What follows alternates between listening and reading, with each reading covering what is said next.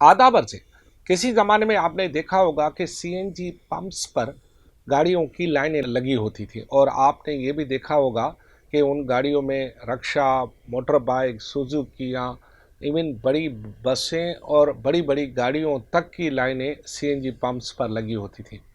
मालूम ये होता था कि सारे ही शहर जो है उसकी गाड़ियाँ अब पेट्रोल पे नहीं सीएनजी पर चलती हैं। और फिर धड़ाधड़ पूरे मुल्क में आपने देखा कि अचानक सीएनजी पंप्स कायम होना शुरू हो गए और उसका लाइसेंस जो है मिलना शुरू हो गया। इससे उस वक्त भी अरबों रुपए टैक्स के मद में सरकार ने कमाए, और अरबों रुपए फिर आवाम की जेबों से सीएनजी पंप्स वालों ने कमाए, और इस तरह अरबों रुपए बाकी चीज़ों से निकले।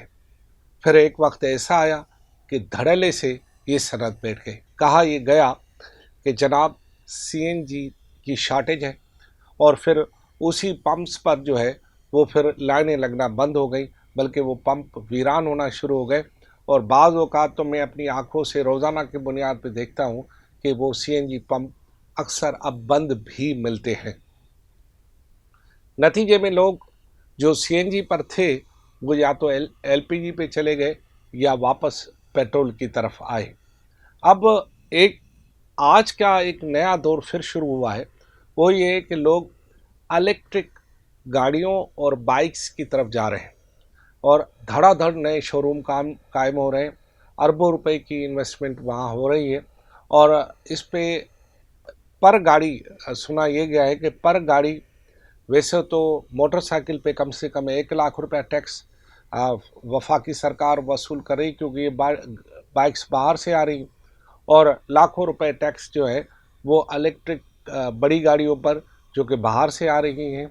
और इनके इलेक्ट्रिक चार्जिंग के नए पंप्स भी कायम किए जा रहे हैं, या पंप्स के साथ उनका भी एक हिस्सा जो है वो कायम किया जा रहा है।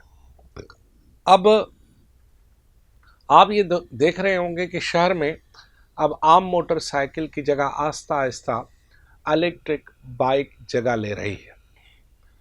हम पहले वाले मामले से सबक नहीं सीखा आपने। हमें ये तो पहले इलेक्ट्रिक बाइक की तरफ जाने से पहले हमें ये सोचना चाहिए कि सीएनजी पर चलने वालों का असर क्या हुआ, सीएनजी पंप जो कायम किए गए उनका असर क्या हुआ, और जो गाड़ियाँ सीएनजी पे चलती थी उनका नुकसान क्या हुआ। अब मैं आपको बताऊं, इलेक्ट्रिक बाइक के नुकसानात और फ़ायदे बाद में बताऊंगा। पहले थोड़ा सा माजी में चला जाऊं कि जो लोग सीएनजी पे गाड़ियां चलाते थे, सबसे पहले उनकी थोड़ा बहुत सस्ता तो पड़ता था, लेकिन आखिर ये हुआ कि सीएनजी और पेट्रोल की कीमतें बराबर हो गई, और लोगों ने कहा कि जब सीएनजी और पेट्रोल की कीमतें बराबर ही हो गई हैं तो फिर हम सीएनजी पे क्यों चलाएं। वापस चले गए वो सिलेंडर सस्ते दामों, पहले महंगे दामों लिए फिर सस्ते दामों बेच दिए, और फिर दोबारा से उन्हें वापस पेट्रोल की तरफ आने के लिए भी गाड़ी में हज़ारों रुपए का काम कराना पड़ता है। चलो वो नुकसान अलग हो गया। फिर जो सीएनजी पे थे उनकी गाड़ियों की इंजन की उम्र पेट्रोल में चलने वाली गाड़ियों की उम्र से आधी हो जाती है, वो नुकसान अलग हो गया उनका। उसके अलावा फिर जो एलपीजी पे गए, पिकअप का मामला है। पिकअप सबसे अच्छा पेट्रोल वाली गाड़ी, फिर दूसरे नंबर पर सीएनजी, और फिर तीसरे नंबर पर एलपीजी का आता है। ये नुकसान उनका अलग हो जाता है। और सबसे बड़ा जो नुकसान है, जो ख़तरनाक तरीन है, कि ये जो सिलेंडर जिन जिन गाड़ियों में अभी तक हैं, खुसन मैंने ज़्यादातर देखा है कि जो स्कूल के वैन्स हैं उनमें ज़्यादातर हैं, अभी तक है। मैं अभी भी जो है आशा भवानी स्कूल के सामने से गुजरा हूँ, शारा फिसल से। एक वैन जिसका पीछे का हिस्सा खुला हुआ था, उसमें साफ नज़र आ रहा था कि वहाँ पर सिलेंडर इस गाड़ी में लगा हुआ है। यानी बच्चों के तलबा की गाड़ियों में सबसे ज़्यादा ये ख़तरनाक तरीन सिलेंडर है, जो कि तेज़ धूप में फटने के कभी इम्कानात रखते हैं। लेकिन हम ये बम गोले गाड़ियों में लेकर घूम रहे हैं, और अल्लाह सबको अपनी अमान में रखे, लेकिन इसकी कोई हमें गारंटी नहीं है और कोई इनको रोकने वाला नहीं है। अब आता हूँ मैं, ये जो इलेक्ट्रिक है गाड़ियाँ हैं, हाल ही में आपने सुना होगा कि कराची में तो बरसात कम पड़ती है, लेकिन लाहौर और मुल्क के दीगर मुल्कों में दीगर शहरों में बरसात बहुत पड़ती है। वहाँ पर हाल ही में एक लाहौर में गाड़ी इलेक्ट्रिक ख़राब हुई और उसमें उसकी बैटरी सबसे ज़्यादा कीमती है, 32 लाख के करीब उसकी बैटरी आई है। इलेक्ट्रिक बाइक और इलेक्ट्रिक गाड़ियों की जो सबसे कीमती चीज़ है वो है बैटरी। जैसे कि आप सोलर लगाते हैं उसकी बैटरी कीमती होती है, आपको पता है। जैसे कि आप यूपीएस लगाते हैं उसकी बैटरी कीमती होती है। इस तरह तो ये जो इलेक्ट्रिक बाइक है इनकी सबसे महंगी चीज़ है वो बैटरी है। और अगर बैटरी ख़राब हो जाए तो जितने की आपने बाइक ली है लगभग उसके थोड़े बहुत कमो बेश पैसों में आपको नई बैटरी आ ही जाएगी, यानी आपको डबल पैसे खर्च कर। दूसरा, जो इलेक्ट्रिक बाइक आप ले रहे हैं 2 साल की गारंटी है, ख़राब नहीं होगी। तीसरा ये कि जब इसके पिछले का टायर अगर ख़राब फट जाए या कुछ तो इसकी मोटर पिछले टायर में लगी हुई है, ये फिर उसके वो पूरा उसका मोटर भी निकालना पड़ता है। तीसरी अहम बात ये है कि बरसात में पानी में ये शॉर्ट भी मार सकती है, करंट भी लगा सकती है। और इसके अलावा अहम बात यह है कि पाकिस्तान में किसने कहा है कि 24 घंटे घरों को, मिलों को, कारखानों को, फैक्ट्रियों को, मुख्तलिफ इदारों को 24 घंटे बिजली मिलती कहाँ है? जिस मुल्क में 12-12, 13-13, 14-14 घंटे, इवन देहात के मुख्तलिफ इलाकों में छोटे घंटों में तो 20 घंटे लोड शेडिंग है, वहाँ आप इलेक्ट्रिक बाइक की तरफ लोगों को ला रहे हैं।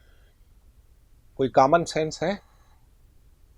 और हमारे लोग भी क्योंकि उनको पता है कि जी पेट्रोल महंगा हो गया है, इसीलिए इलेक्ट्रिक बाइक की तरफ लाया जाए। आपको पता है आप जैसे जैसे इलेक्ट्रिक बाइक की तरफ आ रहे हैं तो होना तो ये चाहिए कि जिसकी मांग बढ़ जाए उसके रेट कम हो, लेकिन अफसोस कि पाकिस्तान वाहिद मुल्क है कि जिसकी मांग बढ़ जाए उसकी कीमतें बढ़ जाती हैं। डिमांड और सप्लाई का मामला यहाँ उल्टा है। दुनिया के मुख्तलिफ मुल्कों में जहाँ जिसकी चीज़ ज़्यादा बिकती है उसके रेट कम करते हैं क्योंकि मुनाफा उसका उतना ही हो जाता है, और फिर और जिससे रेट कम करने से उसकी खपत और हो जाती है। लेकिन यहाँ पर क्या है कि खपत ज़्यादा हो तो रेट बढ़ा दो, डिमांड और सप्लाई को उल्टा कर दो, इसकी वजह से हम उल्टे हो जाते हैं। अब यूँ होगा, जो अभी इसका मुस्तकबिल है स्कूटियों का, अब ये होगा कि 2 साल तक तो शायद आपको कुछ भी ना हो, लेकिन जनाब आली जैसे सीएनजी पंप्स का असर हुआ, जब इलेक्ट्रिक होगी ही नहीं, जब पावर होगा ही नहीं तो इस पंप का क्या होगा। दूसरा ये कि जब आपको पंप जहाँ पे आप इसको फिलिंग कराते हो वहाँ पर जब बिजली नहीं होगी तो आप कहाँ से बिजली चार्ज करोगे? फिर घरों से, या घरों में फिर आपको पता है कि घरों में कब बिजली आती है। तो एक नया पेंडोरा बॉक्स खुलने वाला है, इससे अरबों रुपए का इस वक्त मुनाफाखोरों को भी फ़ायदा हो रहा है, सरकार को भी फ़ायदा हो रहा है, वक्ती तौर पर शायद आवाम को भी फ़ायदा हो रहा हो, लेकिन मुस्तकिल ये हल नहीं है। ये जो इलेक्ट्रिक गाड़ियां हैं या इलेक्ट्रिक स्कूटियां हैं, ना हमारी वो सड़कें हैं, ना हमारा वो वेदर है, ना हमारे पास वो मिस्त्री हैं। अब यही गाड़ियाँ शोरूम्स जहाँ से ख़रीदेंगे वहाँ ही दिखानी पड़ेगी अगर इसमें ख़राबी आ गई, और सबसे ज़्यादा इसकी बैटरी महंगी है।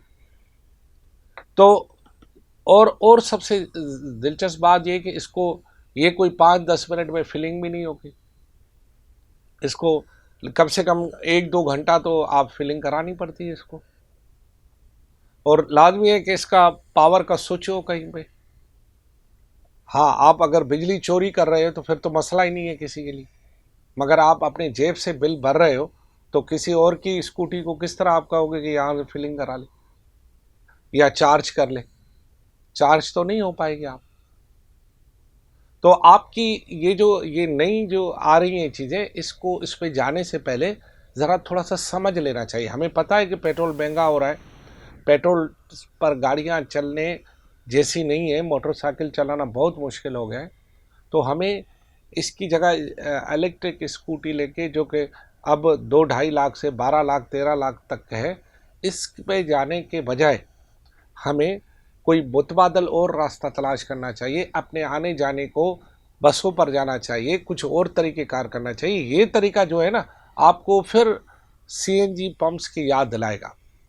मेरे आज की बैठक का मकसद ये था कि हमें अपने लाखों रुपए इन्वेस्ट करना है। अगर कोई चीज़ लेनी है, ये मुख्तसर सफ़र में आने जाने के लिए, ये बच्चों के लिए आने जाने के लिए तो ठीक है, स्कूल से बच्चों को छोड़ा ये ठीक है, लेकिन जो लोग इसको मतलब अगर खुदा न खास्ता गुलशन हदीस से निकलते हैं और सदर की तरफ आते हैं, या लोग कायदाबाद से निकलते आते हैं, या नॉर्थ नाज़िमाबाद से, या न्यू कराची से, या औरंगी टाउन से, या बल्दिया से निकल के आते हैं, उनके लिए ये मुस्तकिल हल नहीं है। हमें सरकार पर ज़ोर देना चाहिए कि सड़कें बनाए, हमें ज़ोर देना चाहिए कि अच्छी गाड़ियाँ लाए, हमें ज़ोर देना चाहिए अपनी सियासी जमातों को कि आपके इन मुतालबात पर ज़ोर दें, न कि हम ये शॉर्टकट रास्ता अख्तियार करें। हमने शॉर्टकट रास्ता अख्तियार किया था सीएनजी वाला, उसके नताइज देख लिए। अब हम इलेक्ट्रिक बाइक की तरफ आ रहे हैं। ये रास्ता भी जो है आपको शायद शॉर्टकट न पड़ जाए, लेकिन ये मुस्तकिल रास्ता नहीं है। खुदा हाफिज़।